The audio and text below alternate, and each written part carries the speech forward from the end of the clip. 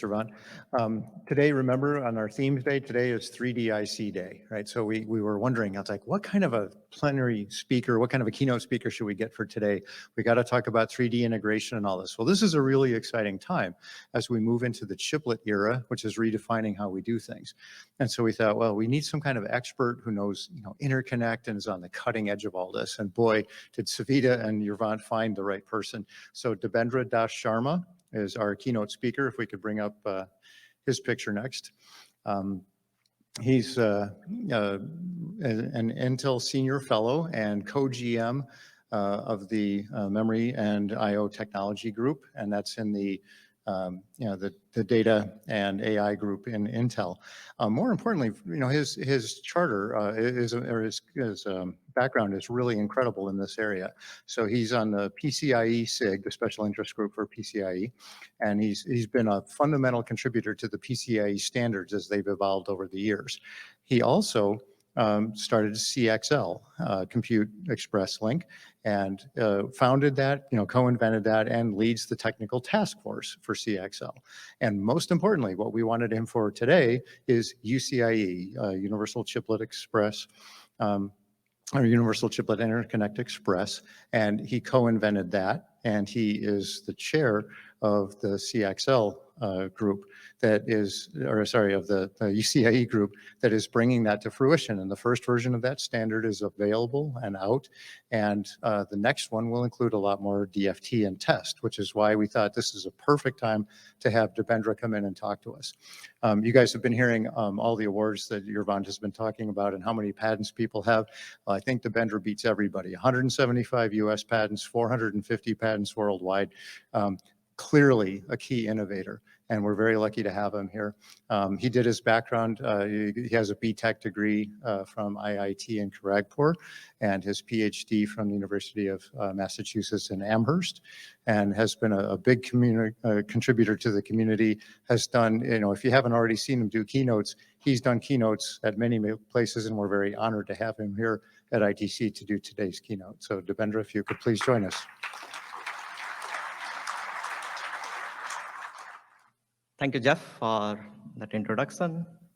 We can have my slides. It's an honor to give the presentation here.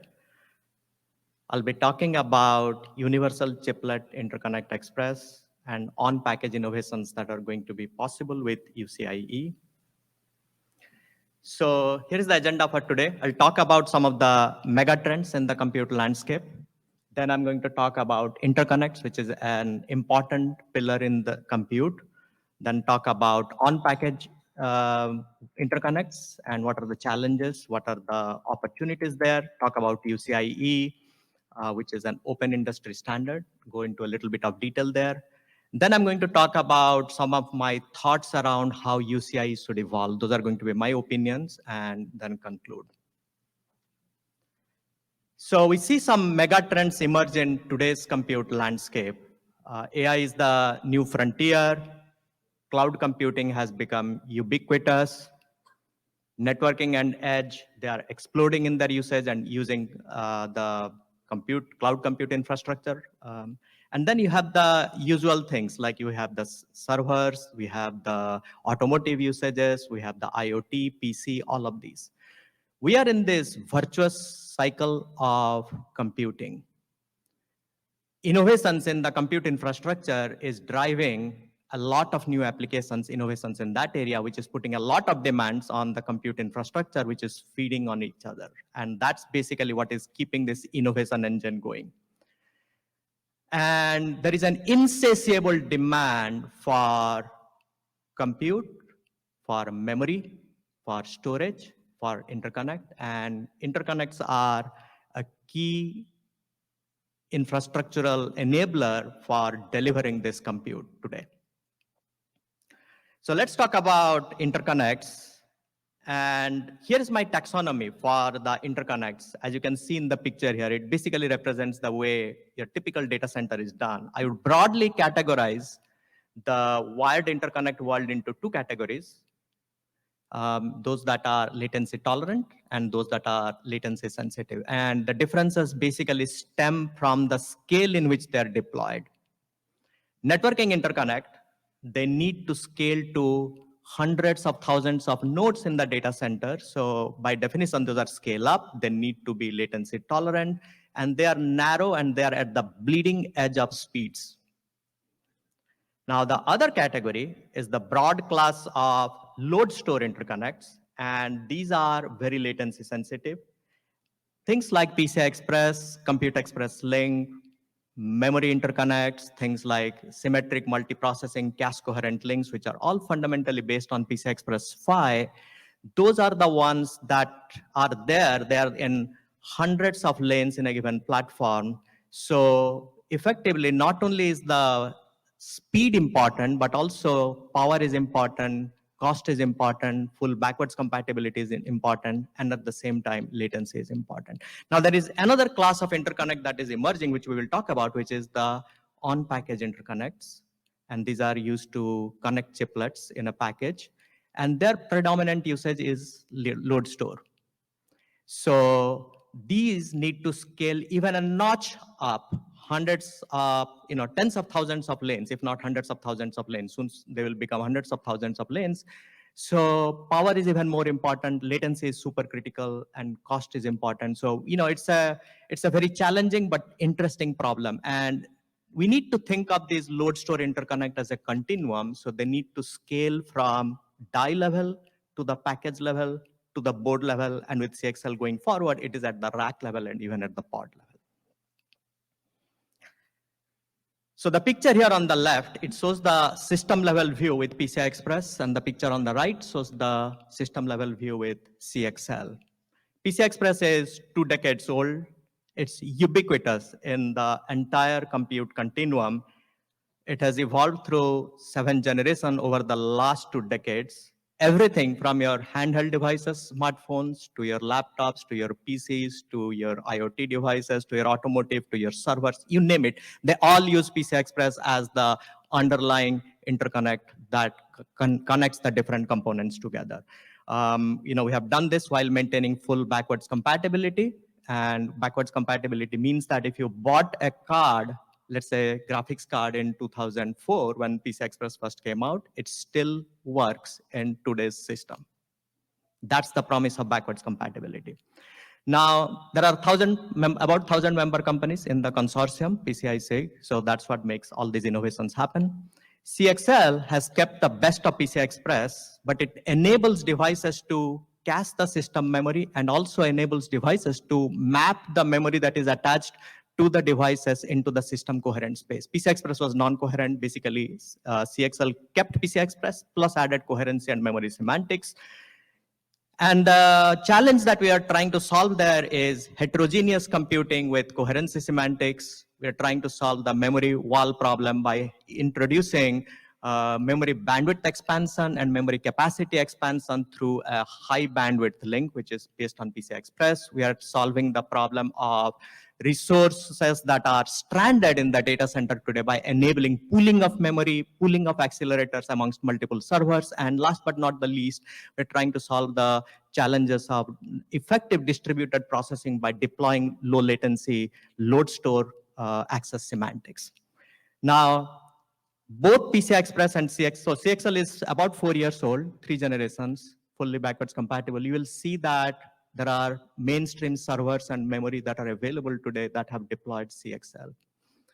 So both of these are very successful industry standards, and it's because of a few important characteristics. They're multi-generational, they are fully backwards compatible. Of course, there is a huge ecosystem. There is wide availability of tools and methodologies, and most importantly, there is a compliance program with plug and play. Now, on a personal note, I have been involved with both of these technologies from the beginning, and when we look at UCIe, what we want to do is we want to leverage those on-package, off-package interconnects like PCI Express, CXL, leverage those infrastructure and bring them into UCIe. So both on-package and off-package interconnects, they form a continuum and they need to work seamlessly. So if you look at the picture on the left, that shows a platform level view where you got CPUs that are connected using proprietary scale-up SMP cache coherent protocols, mostly PCI Express PHY based. If you look under the hood, there is a bunch of memory that you connect. There are devices, PCI Express and CXL devices, whether it is your GPU, whether it is your FPGA, whether it is your networking card, whether it is your SSD, you name it, right? And you can basically mix and match from different suppliers and construct the type of platform that you want to construct. It's a composable system. It's a tightly coupled system. We want to take those innovations. Those have resulted in tremendous innovations in the entire ecosystem over the last 2 decades, right? A lot of those things have happened because of an open slot like PCI Express. People don't have to worry, where does this go? It's guaranteed to work. We want to take those innovations and move them to the package level through UCIe, which is the standard. And effectively, that's the picture in the middle. You want to have a bunch of compute nodes, you want to have some acceleration nodes, you want to have an IO kind of chiplet that connects to PCI Express, CXL, DDR, what have you, right? You want to have those, you want to have on-package memory, and you want to be able to do this mix and match, have from different suppliers. So that way, innovations that have happened at the board level can now happen at the package level.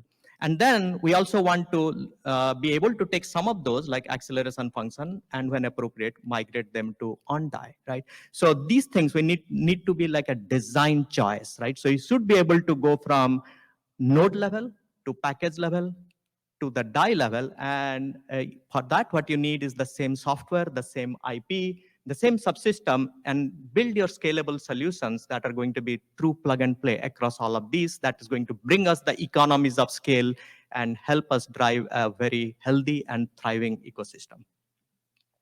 Now let's talk about on-package interconnects. Gordon Moore is known for his 1965 seminal paper where he postulated Moore's law, which said that the number of transistors doubles every 2 years.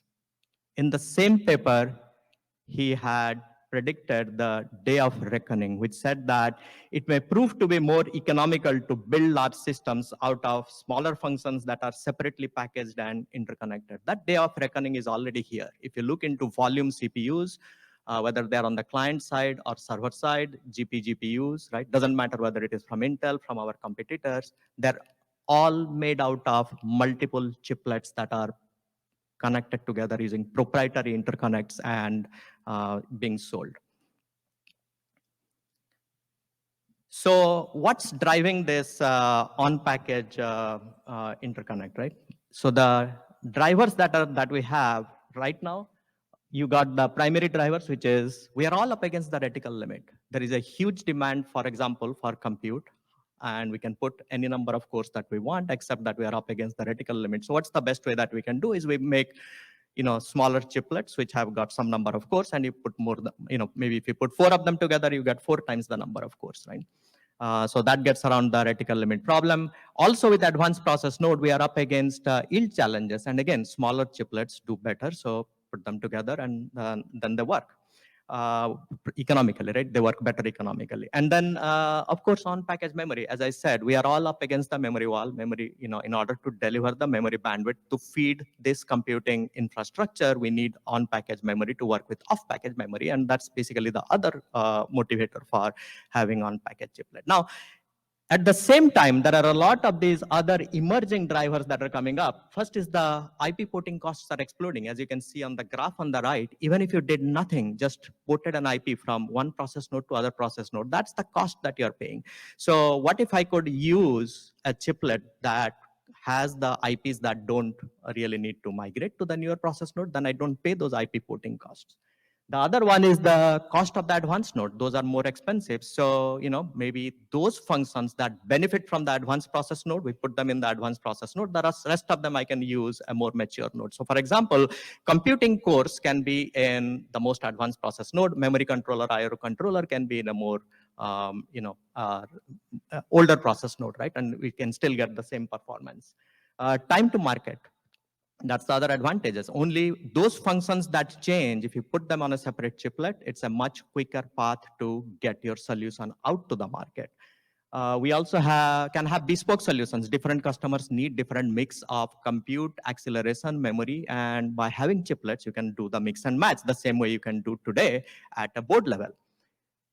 And then, open innovation slot. We want to have the same type of innovations that have happened over the last 2 decades at the board level, we want to bring them to the package level. That's going to unleash the amount of compute capability that we can deliver.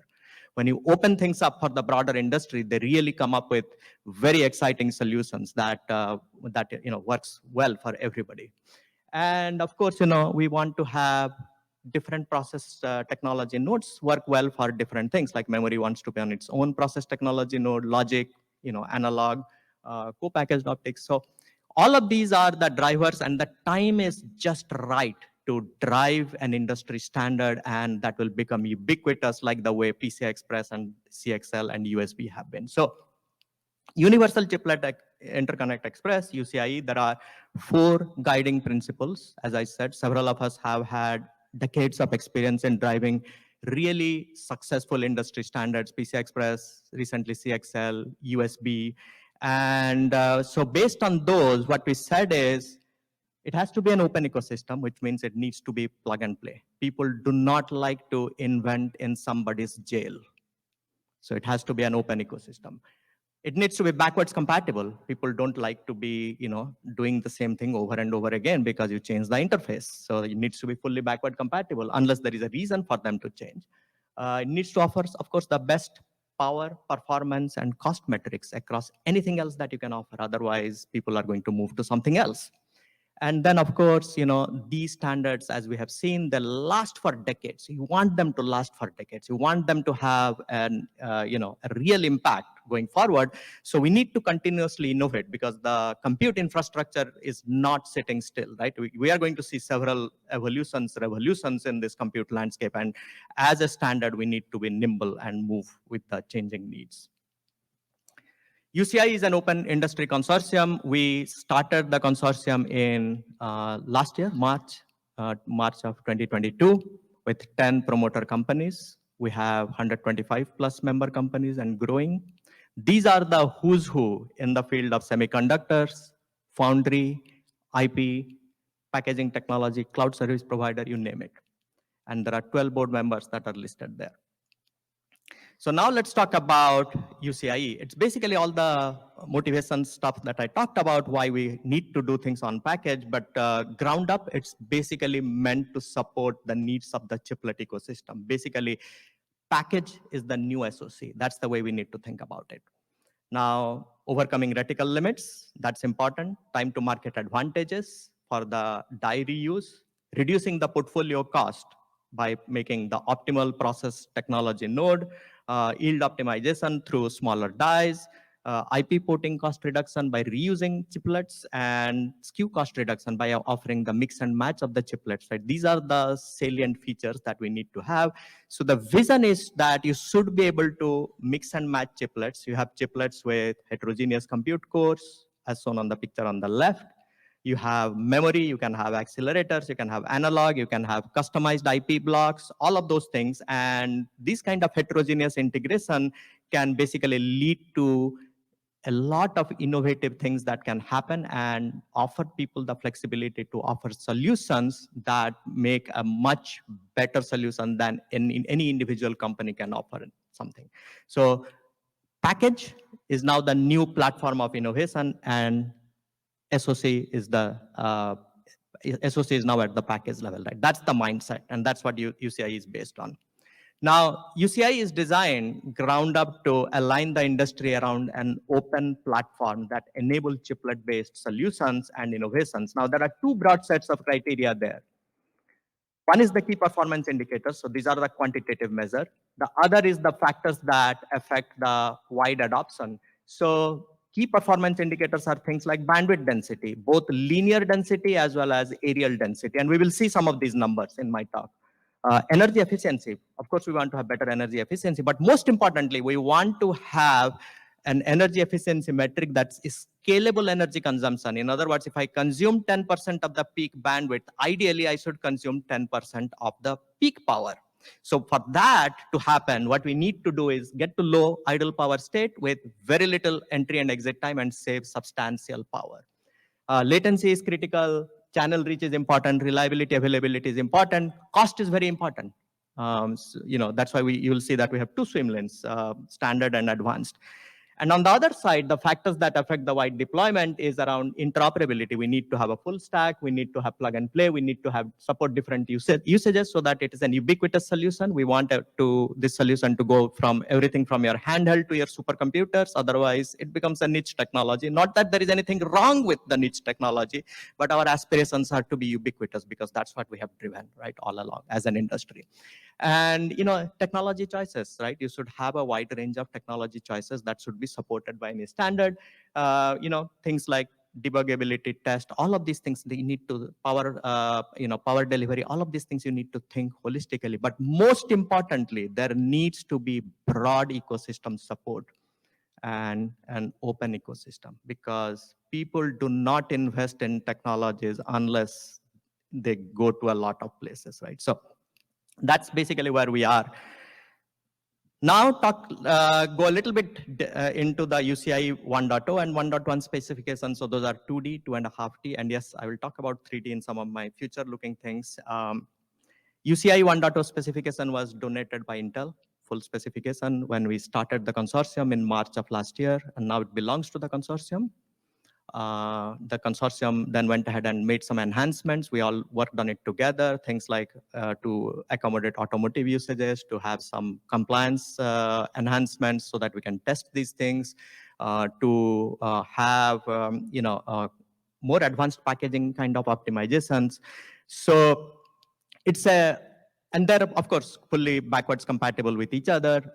It's a layered approach with industry-leading KPIs that we will see. The physical layer, it's the die-to-die I/O, so it has got everything from your analog circuits, clocking, channel characteristics, bump maps, sideband, link training, scrambling, descrambling, lane failover, automatic lane failover kind of things. All of those things, right? Repair, all of those things are built into the specification and guaranteed to work. Then comes the die-to-die adapter. This is fundamentally responsible for reliable delivery of bit stream.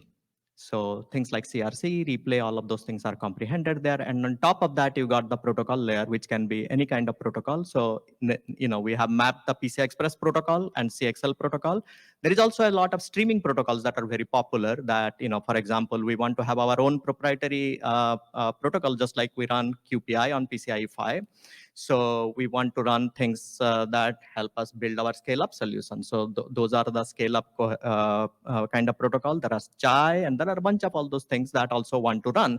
We also provide something called a raw mode, where you say that, hey, I just want a SerDes die. I don't need your die-to-die adapter because my own networking stack has everything. So that's fine. You can bypass the die-to-die adapter and use it as the, in the raw mode. Why PCI Express and CXL? Well, a lot of the SoC construction issues are taken care of. People just need a clock and a power, and software can do the discovery. Everything just works, right? So that's why those are mapped. And of course, as I said, streaming protocols are also broadly used. So those will be supported.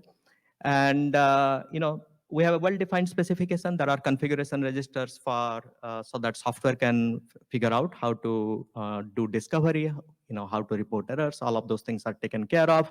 You have form factor, you have manageability. We take compliance very seriously. So fundamentally, it's a well-rounded specification that people are really designing to.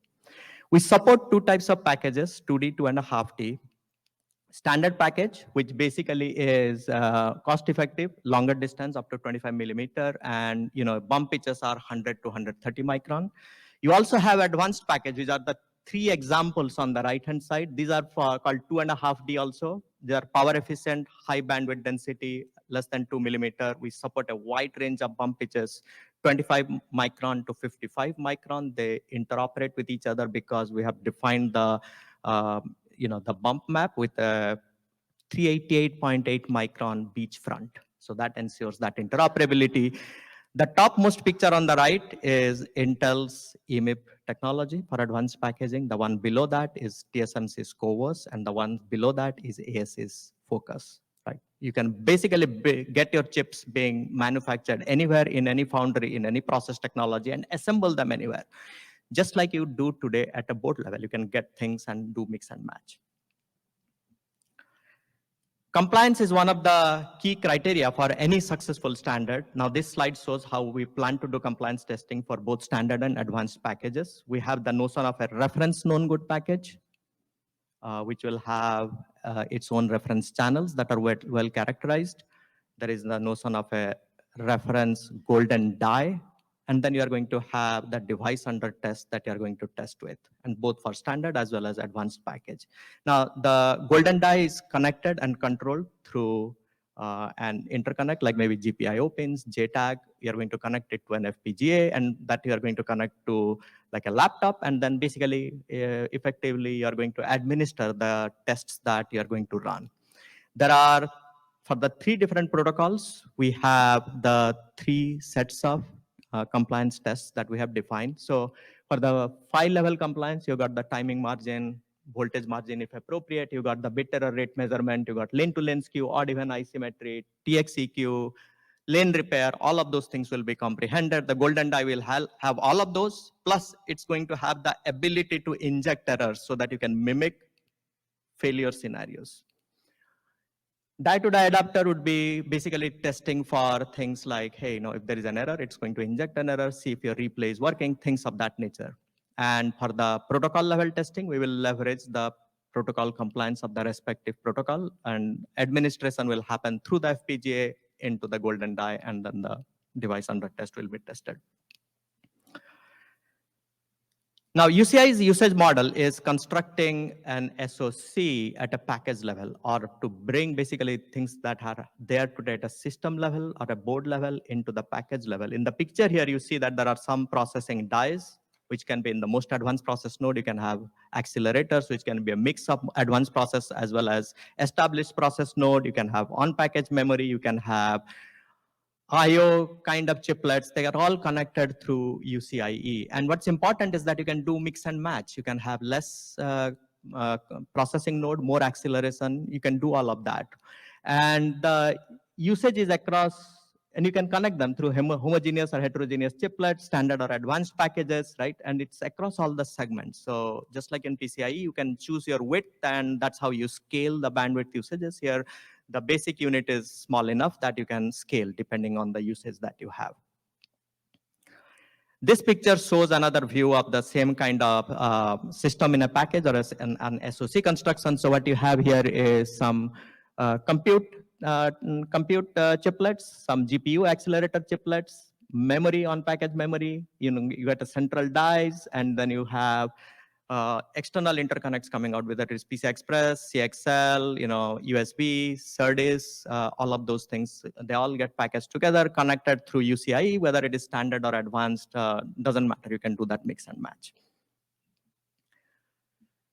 UCIe-based retimers, it's a novel concept that we have introduced with UCIe. It helps with off-package communication. For example, as shown on the pictures here, you can have UCIe-based co-packaged optics that can connect across multiple packages in different drawers in the rack or even in the pod.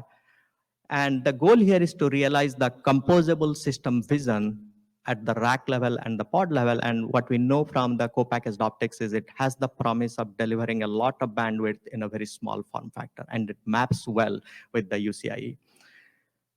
So this picture here shows the metrics of UCIe. This is what I call the money slide. So on the top table there, you see the data rates, 4, 8, 16, 12, 16, 24, 32. If you support a data rate, you must support all the lower data rates. That's there to ensure interoperability. So when you're designing a chiplet, you shouldn't be thinking, do I design to 16 or will everybody else design to 12? Should I go to 12? No, you design to whatever is the need.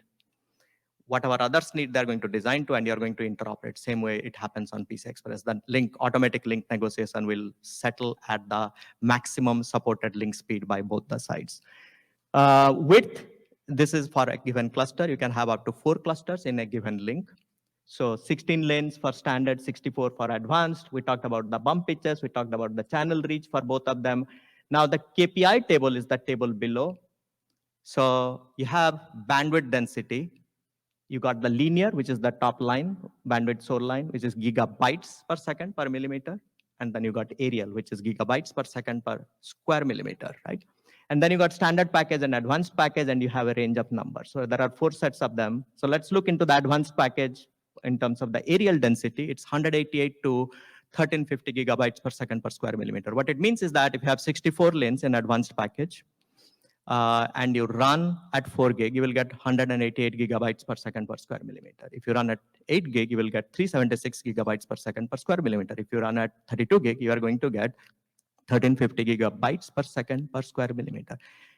1350 gigabytes per second per square millimeter. That's more than a terabyte per second of bandwidth in a square millimeter. That's plenty of bandwidth. And by the way, those are with 45 micron bump pitch.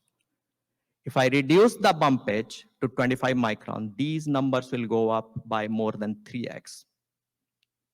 Okay. How does that, and by the way, we are still bump limited. Unlike external interconnect, where we are circuit limited, UCIe is bump limited. It's very simple sets of circuitry. And what happens here is that external interconnects have, let's say you take PCI Express Gen 5 today, you are going to get a bandwidth density of less than 20 gigabytes per second per square millimeter. So you're getting 1 to 2 orders of magnitude better bandwidth density with UCIe. Again, I would expect nothing less. These are much more simpler interconnect. They are short distance, on package. So of course you are going to get better, right? But it opens up a lot of possibilities. That's where the opportunities are. Now, what about the power number? Let's look into those numbers. And again, these are zip code, right? Some will do better, some will do a little worse, but these are roughly the zip code where we expect people to land. 0.5 picojoule per bit, 0.25 picojoule per bit. External interconnects, they're in 5 to 10 picojoule per bit, an order of magnitude lower. But again, that's what you would expect, much simpler circuits. Low power, and by the way, all of these include the entire die-to-die adapter, everything. It's not like, just the transmitter and the receiver. It's clocking, everything. Link training, lane repair, all of that included. Transaction layer to the pin and back, right? Amortized. Low power entry and exit, less than a nanosecond, and I save 85% of power.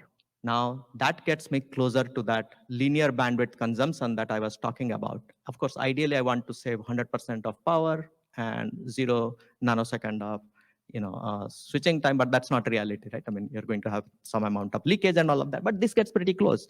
External interconnects, to get out of an idle state, it takes us many microseconds. And again, because those are complex circuitry, so they need to train. So all of those things are there. Latency, less than 2 nanoseconds. Again, an order of magnitude lower than CXL, which is very latency optimized. Reliability, we measure that in FIT, failure in time. How many failures happen in a billion hours? The FIT of this link is 10 to the power minus 30.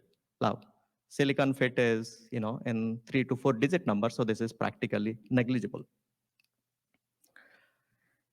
Any successful standard lies in the intersection of these 4 things, right? So you have broad market manufacturing, packaging, and test. Those capabilities exist. We are shipping chiplet-based solutions. Not just us, our competitors, everybody is shipping. So that exists. Chiplets and chiplet-based product attach point. A lot of announcements have been made. People have product plans. Die-to-die IPs, VIPs, tools and methodologies. By the way, last year when we announced the consortium formation, within last year, pretty much all the major IP and VIP providers have announced availability of UCIe based IPs and VIPs, which is a very good sign. And of course, you need to have a very strong specification, keeping in mind that it is, things that we talked about, along with a robust compliance method. So at that intersection of that, you have a thriving chiplet ecosystem, and very happy that that's the way it has turned out.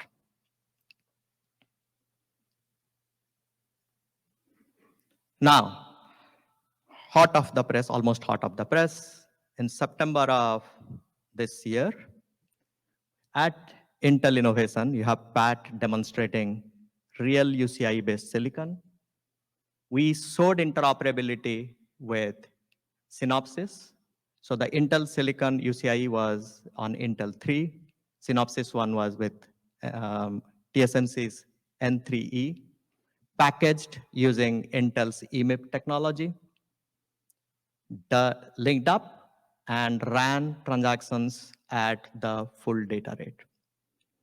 Now let's think about the significance of that. Last year in March, we announced the consortium, spec is out, different teams. By the way, this is not the only thing. There are others that are coming. Different teams around the world, they don't have time to talk to each other, just doing their own products. So, we got test silicon. We said, okay, hey, who can we interoperate with? Okay. So we got Synopsys. Let's see if we work. It works, right? So, that's the power of a strong specification. You don't need to call your friend to say, hey, how are you doing this design, right? No, you just go through, follow the spec, it should interoperate. So now let me talk about my thoughts on where do we go from here. So like any successful standard, you're going to have a lot of challenges that you have to continuously innovate and work around. So things like testability, manageability, debug, form factor, these are all challenging things that we need to think about in order to realize the vision of real plug and play chiplets. There will be learnings that we need to incorporate and all of those things, right? We already have several hooks in the specification to address this at the interconnect level. Things like, loopback, margining, fault reporting, lane failure, failover, sideband, all of those things. But we still need to think about this picture holistically, because it's not about just the link at the interface, but it's about once you assemble things.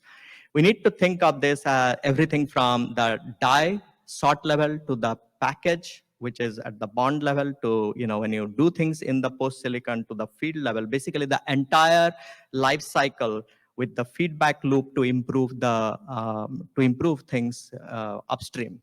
So for example, I cannot probe micro bumps, especially as we go down in terms of bump pitch. And if anything else, bump pitch reduction is the way we are going to get to better KPIs going forward. So if those are micro bumps I cannot probe, then maybe I just use the existing set of bumps, right? And there are a set of them that you can list, that I've listed in the table on the right-hand side. You can just go and use those. We just need to figure out a way to make these things work smoothly.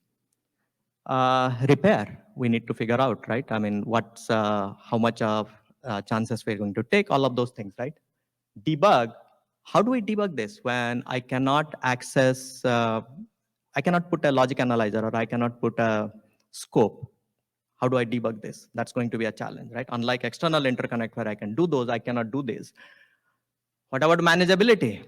What about firmware download? What about upgrade of the firmware? How do I do those things securely, right? I mean, these are all very interesting challenges that needs to be thought holistically. And by the way, some chiplets may not even have access to package pins, like you see on the picture on the top right. What do you do with those? Well, if you don't have access, well, you have connected through UCIe, so maybe we use UCIe for sending those things from the package pin to that. But what is the underlying infrastructure? We need to come up with that, right? The question then is there going to be a dedicated UCIe-S kind of a link for those, or are you going to, a time multiplex with existing pins? Again, those are going to be design choices, but you just need to allow people either option. And there are all going to have a wide range of bandwidth needs. How much bandwidth do I need for debug? How much bandwidth do I need for scan chains, right? It's going to be different for different people, and we need to have a solution that scales. And form factor, it needs to evolve. So if I look at PCI Express, it is still evolving. We started with single digit watts to now those are at 1,000+ watts. So the same solutions that you came up with from a form factor point of view, you need to keep evolving. So here, for example, how big of a die do I need to have? If I want to remove one chiplet and put another one, is there a size that I need to give? What about the voltage supply? What about the power? What about the thermals, right? Or do I need to go back and redo my package and my board every single time I make a choice, right? I mean, so these are the types of things we are going to get a lot of learnings, and we need to be nimble, and we need to also have a common test debug management infrastructure that can work through the entire life cycle, leverage what exists, do not reinvent the wheel. So here are some thoughts in terms of a possible solution space for using a common infrastructure. Again, we can always come up with solutions for test, for debug, but ideally you should have the same kind of solutions that can be deployed across the board. Then people are more likely to adopt them. So my thinking is that there has to be something like a hub and spoke model, right? So in other words, there is a hub that takes care of things at the chiplet level, and then there are multiple independent interfaces. Those are the spokes. We just need to define an infrastructure. We need to define a bridge from the external package pin to that hub. We need to have range registers to route those things to those chiplets that do not have an external package pin connection. And these things need to be software discoverable, because at the end of the day, we want to have a standard mechanism that you can deploy that can work across a wide range of things. We have already done that at a board level, right? You can put anybody's card and OS knows how to deal with that. So this is something similar. And what should the messaging be? There are MCTP is a known standard. We can just leverage those. Again, don't reinvent the wheel. It is in that spirit. Just make sure that we give the right set of encoding so that we can work. And these are the types of things that we need to work on.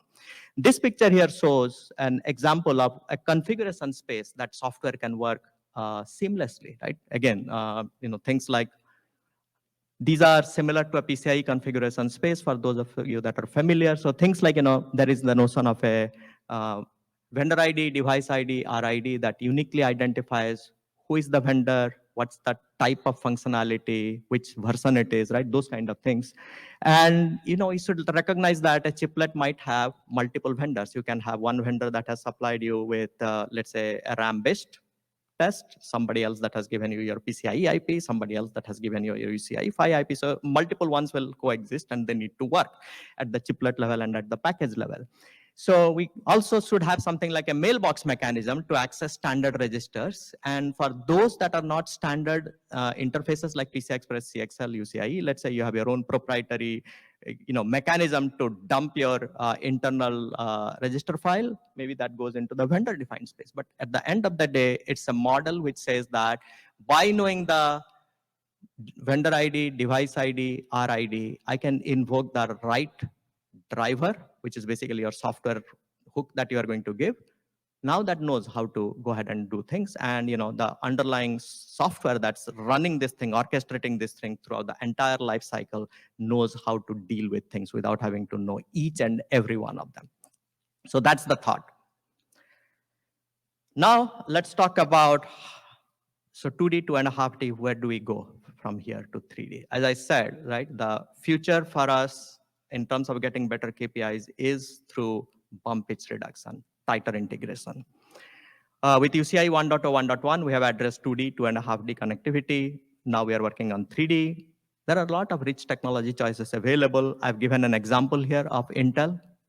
We easily see a path with 3D using things like hybrid bonding. We can start with 9 micron, go all the way to sub-micron. And I'll talk about some of my thoughts in terms of how to go about standardizing it. Before I start, is this real, right? So this is an example of a shipping package from Intel's Ponte Vecchio for HPC segment. It has got 5 process nodes, 47 tiles. Tiles are the same as chiplets, just different nomenclature, connected through 2.5D, 3D, 100+ billion transistors, not counting the HBM memory, 2330 square millimeter of combined die area. So clearly, the industry is capable of delivering these kind of things, right? When there is a need, and of course there is a need. The question is, what do we do so that we can all interoperate?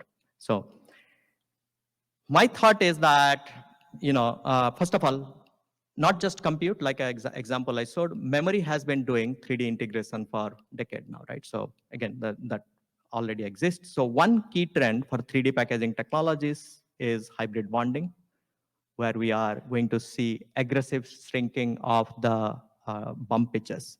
So this will basically reduce the distance to practically 0 between the two dies. They're just stuck on top of each other. Now, the downside is, of course, you cannot do full plug and play in the sense that, if something is 9 micron, it may not interoperate with 1 micron because fundamentally the geometries are different. But still, if you look into the KPIs, they are very compelling.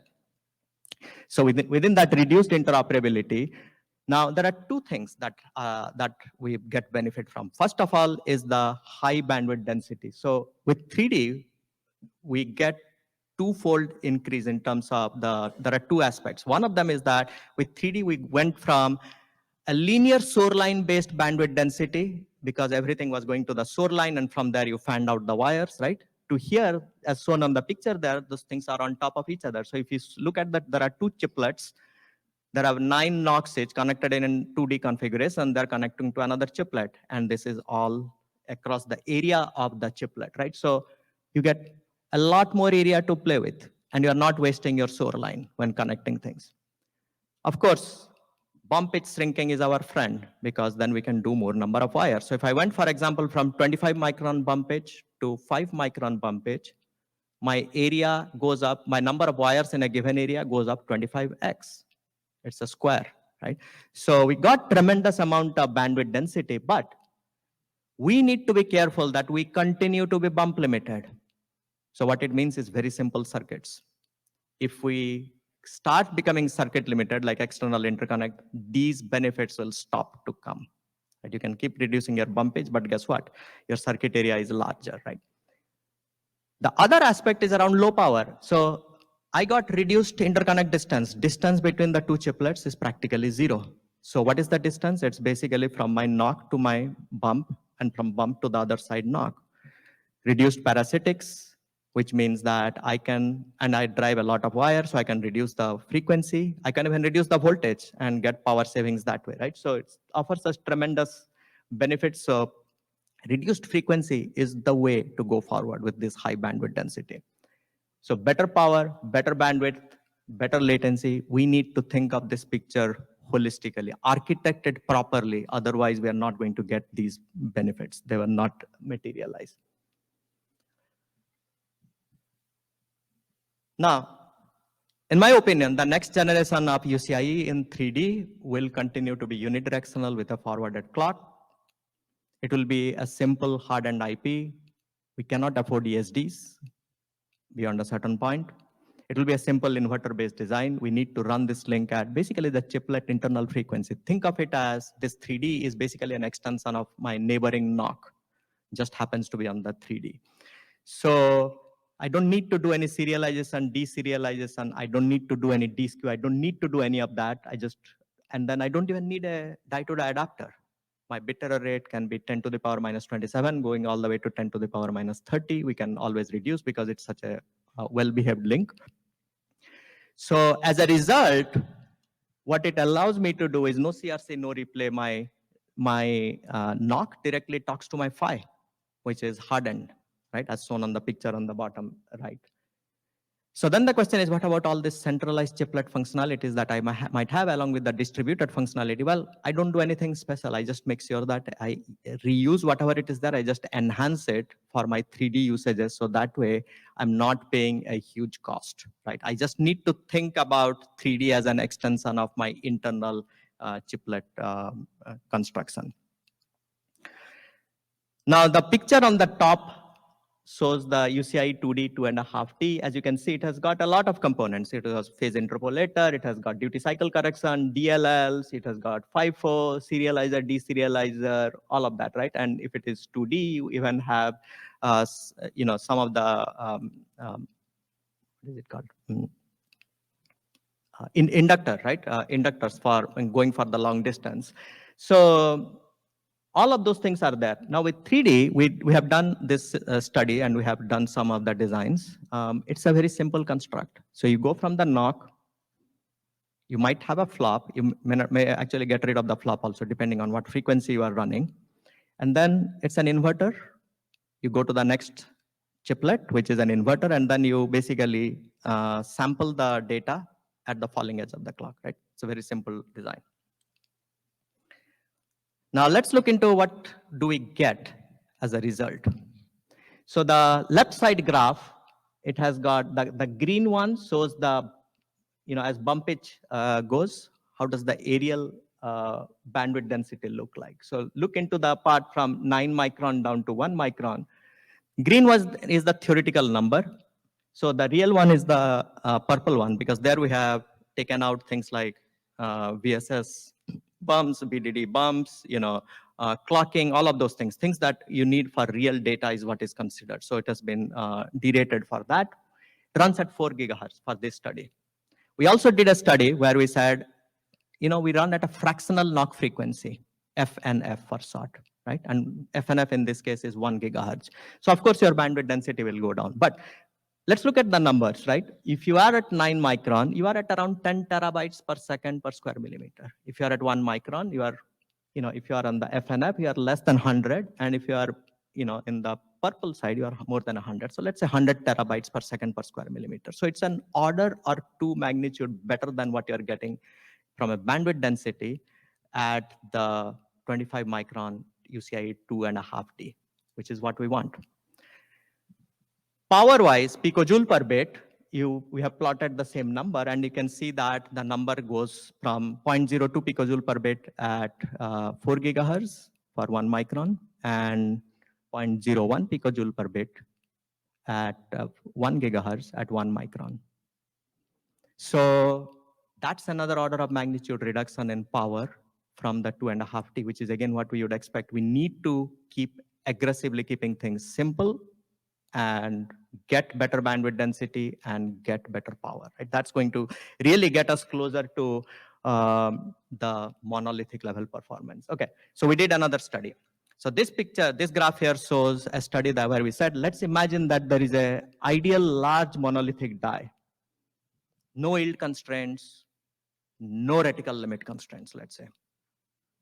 Okay, because that's what I compare with, right? I mean, I can't say, hey, this is what I'm constrained. I'm doing 3D. It's not a fair comparison. So, okay, let's say, even if this is not possible, let's humor ourselves. You can construct any monolithic die.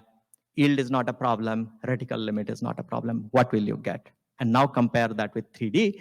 And what you have is a study that shows the different number of cores that we have plotted. The top left graph is the picojoule per bit. You will see that UCIe 3D does better than a monolithic 2D. Why is that? We assume that in the monolithic 2D, your knocks are about 3 millimeter apart, which is what reasonable designs are there today. So if you look at the power consumption to go across a hop on the 2D, or the latency to go across a hop in 2D, that's about the same as what it is in 3D, to the first order of magnitude. Okay.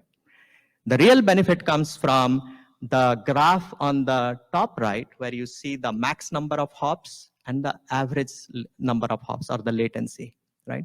It's obvious that if it is a 3D, you're going to have less number of hops, so you're going to win out. If you have less number of hops, you're going to have less power, assuming that every knock is equally likely to talk to every other knock.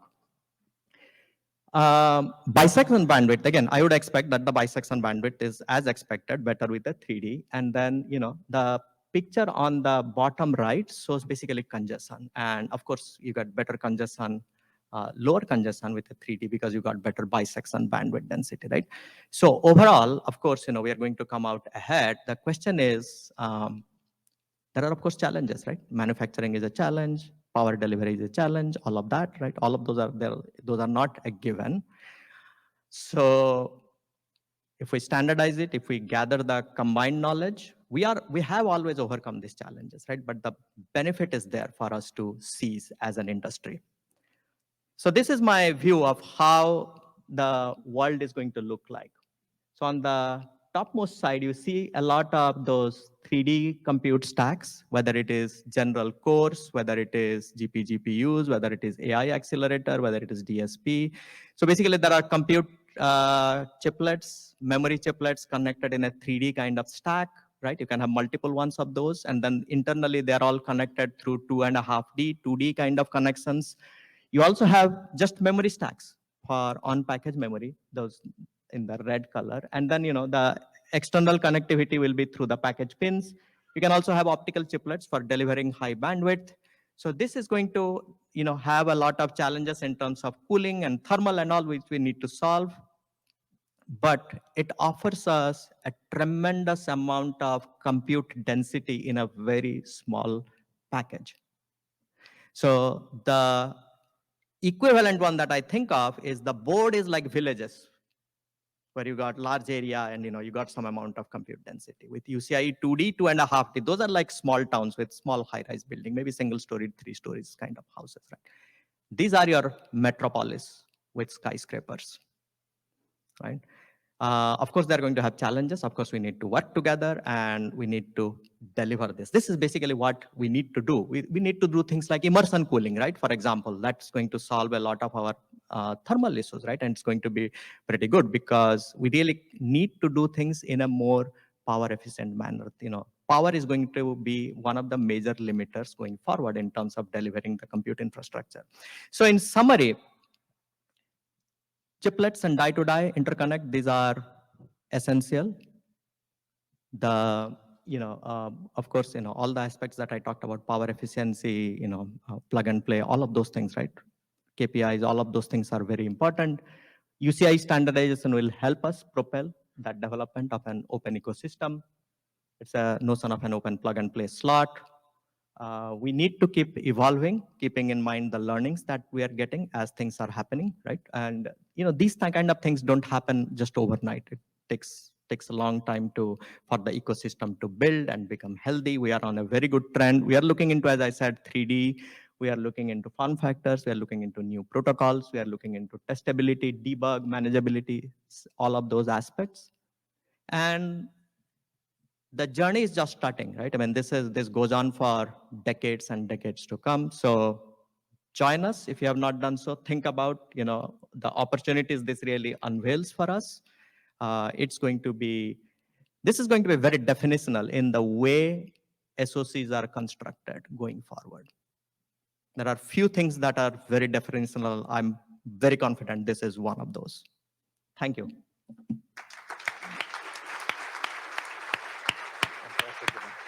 Thank you. Thank you very much, Debendra. That was a really good glimpse into the future.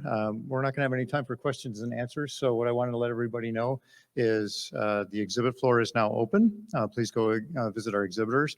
And our Diamond supporter, Siemens, has their presentation in this room starting in 5 minutes. So if you want, grab a quick coffee and come back here for that presentation. Thanks again. Yeah. And thanks again to Debendra for a wonderful keynote.